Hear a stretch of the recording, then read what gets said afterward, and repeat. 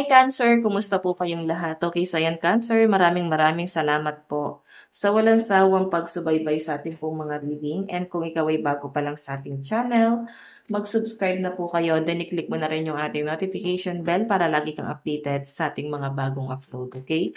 So Cancer, sa mga interesado pala sa ating private reading, nasa description box below, yung link ng aking Facebook ay message nyo na lang ako guys. Okay? So, hayan. By the way, maganda pa rin na alam yung inyong Sun, Moon, Rising, and Venus sign para sa iba pang guidance. Tignan natin guys, weekly ganap sa inyo.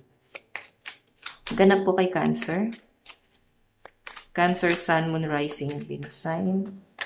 Meron tayong you can do it. Ayan. So Cancer, ready ka this week, no? Nakikita ko na parang kahit tambak-tambak yung trabaho mo this week, nararamdaman ko naman sa inyo yung pagiging motivated mo. Okay? Parang game na game ka, parang full charge. Ganon. Siguro kasi pumapabor sa inyo. Gusto mo naman yung nangyayari kahit na busy ka. Siguro marami kang client, customer. Yung iba sa inyo, kahit tambak yung trabaho niya, okay lang kasi may bonus. Ayan. Sobrang sipag mo this week and ayun nga, parang grabe yung pagiging workaholic mo this week. Okay, tignan mo naman yung energy mo. Oh. Lahat ng diskarte pinapasok ni Cancer. Okay, ayan. Sobrang napaka-madiskarte ng mga Cancer dito. Tignan pa natin Cancer, Sun, Moon, Rising, and Venus sign.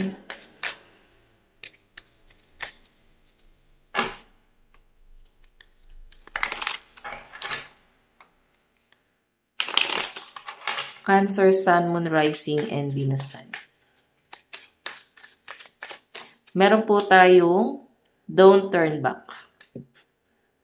O, diba? Parang yung iba sa inyo, hindi kayong bumabalik sa mga nakaraan. No? Sa halip na mag-inarte, sa halip na mag-demand, sa halip na magmukmok, hindi nyo siya guys iniisip. Kasi ang nakikita ko sa inyo guys, sa halip na magmukmok, mas iniisip mo kung ano yung solusyon, no? Lalo na yung iba sa inyo na meron kang mabigat na pinagdaanan itong mga nakaraan. So, feeling ko kasi inyo guys, bigla kang nauntog, parang ganon, bigla kang nagkaroon ng matinding realization na, wait, tama na yung kada drama, kailangan meron na akong ginagawa. Sayang yung panahon at oras. Yan ang nakikita ko sa mga Cancer dito guys. Kaya nga mas nagiging motivated ka this week. Okay? So, parang kailangan mong maging malakas, kailangan mong magpakatatag. Yun yung nakikita ko sa mga Cancer. And baka meron kayo guys travel. Ayan, may biyahe na magaganap sa inyo. Pero nakikita ko rin sa mga Cancer yung takot. Okay? Medyo natatakot ka rin. Siguro natatakot ka kasi nun ka lang ulit makakauwi doon or makakapunta doon sa lugar na yon. Nandun yung kaba. Okay? Kasi tignan mo, oh, medyo may hesitation ka dyan. Kung hindi ka naman guys kampante dito sa biyahe na to, huwag mo na lang ituloy. Oo. Basta pag nag-alangan kasi isang bagay, siguro i-postpone mo muna. Sa ibang araw mo na lang siya planuhin kung para sa'yo ba talaga yung bagay na yun. Okay? Tignan natin guys. Cancer.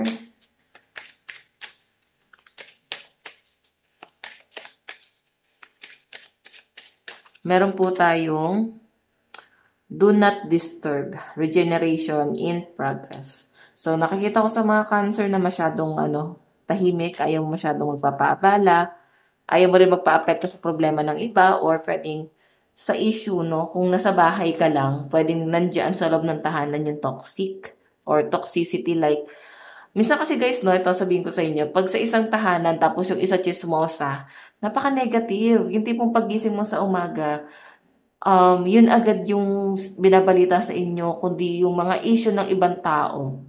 No? So, pag ganyan kasi guys, insecurity yan eh. Baka may insecurity sila doon sa taong yon. So, nakakahawa guys ng negativity. Sa halip na positibo lang yung sabihin, pag-usapan lang is yung mga magagandang bagay, plano, about future, eh, pinag-uusapan pa yung mga, alam mo yun, issue ng ibang tao. So, di ba, mas maganda siguro guys na iwasan mo na lang para hindi ka makarinig ng negative doon. Okay, tignan natin guys. Cancer, Sun, Moon, Rising, and Venus sign. Ganap sa inyo this week. Meron tayong close your curtains, close your eyes, sleep. Ayan. Diba? Mas ano eh, alam mo yung mga bagay na, like, kung may mga libangan ka, sa halip na ma-addict ka dun sa bagay na yon, ipahinga mo na lang, at least meron kang pahinga, di ba? Lalo na iba sa inyo, ngayong weekend, ayan, ngayong weekend, or baka this week guys, talagang wala kang trabaho, or pwedeng nakalib yung iba sa inyo, so ipahinga mo, mag-unwind ka, di ba? Wag mo nang sayangin yung energy mo sa kung san-san, okay? I-boost mo na lang siya dito sa pahinga. Okay, deserve mo tong magpahinga. Okay, para mas makapag-recharge ka at mas makapag-isip ka ng maayos. Okay? So, ayan. Nakikita ko yung pagiging workaholic nyo, guys. Napakaganda ng energy nyo. And, ayan, hindi mo na para tignan pa yung mga past issue. Kasi yung energy mo nakapokus sa future. Yun yung iniisip mo and mas nakapokus ka sa mga goal mo, mas nakapokus ka sa kung ano yung ibubunga ng mga bagay na paghihirapan mo ngayon, okay? So, ayan, may mga workaholic dito. Tignan pa natin, Cancer. Additional message. Meron tayong bottled up. Okay, bottled up. So, pag ito kasi guys lumabas sa akin, ibig sabihin may mga, ano, parang maraming pumapasok sa isip mo na ambition mo. Okay? So, isipin mo na lang, makukuha mo lahat ng ambition mo na yan. Isa-isahin mo lang. Basta wag mo na lang pagsabay-sabayan para hindi ka mahirapan.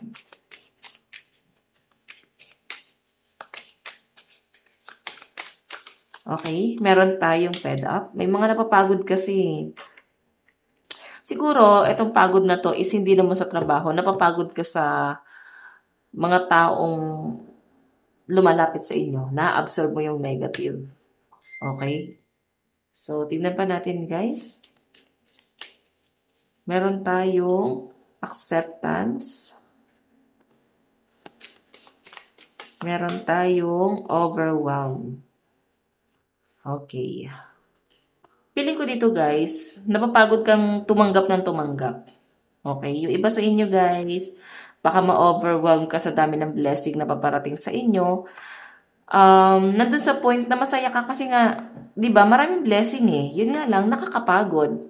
Yan ang nakikita ko sa inyo guys. Ayan. Kaya siguro yung energy mo dito is you can do it. Parang kayang-kaya ko to.